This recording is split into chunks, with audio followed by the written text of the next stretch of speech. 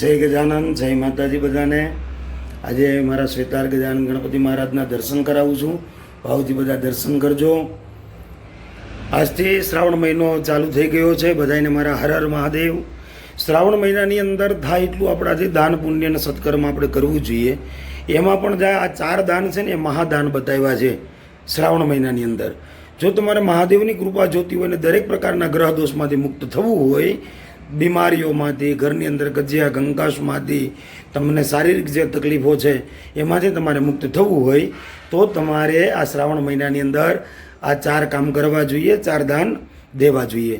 પહેલું દાન તો કે કોઈ પણ ભંડારો ચાલતો હોય ત્યાં તમે લોટ આપો, કઠોર આપો એ તો બરાબર છે, પણ એની સાથે મીઠાનું દાન જરૂરથી કરજો।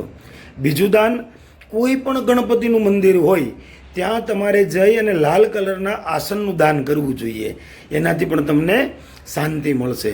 ત્રીજું, કોઈ લક્ષ્મીનારાયણનું મંદિર હોય તો એ મંદિરની અંદર તમારે માચીસ એટલે કે બાકસનું દાન કરવું જોઈએ, અને બાકસની સાથે જો તમે દિવેલ આપી શકો કે વાટ આપી શકો તો વધારે સારું। ચોથું દાન તો કે કોઈ પણ એવું જૂનું પુરાનું મંદિર હોય ને એની છત તૂટી ગઈ હોય તો એને રિપેર કરવા માટે કંઈક આપણે દાન આપવું, અથવા તો કોઈ નવા મંદિરનું નિર્માણ થાય છે અને એના છત માટે થઈને આપણે કંઈક દાન કરવું। આ 4 દાનનો મહિમા શ્રાવણ મહિનાની અંદર વધારે છે તો જરૂરથી કરજો।